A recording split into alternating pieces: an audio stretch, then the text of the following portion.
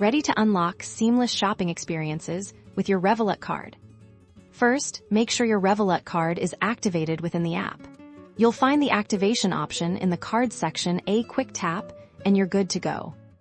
For contactless payments, simply hold your Revolut card near the payment terminal if the transaction is under the contactless limit, usually around $50 or the equivalent in other currencies.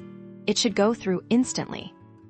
If the purchase exceeds the contactless limit or the terminal requires it, you'll need to enter your PIN. Remember, your PIN is securely stored within the Revolut app under your card details, so keep it handy, but never share it. Traveling abroad? Revolut automatically converts currency at competitive exchange rates, but it's wise to check the live rates in the app beforehand. This way, you're always in the know and can budget effectively.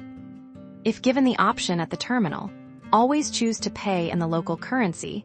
This ensures Revolut handles the conversion at their favorable rates, avoiding potentially inflated rates from the merchant's bank. Keep track of your spending in real time through the Revolut app's transaction history.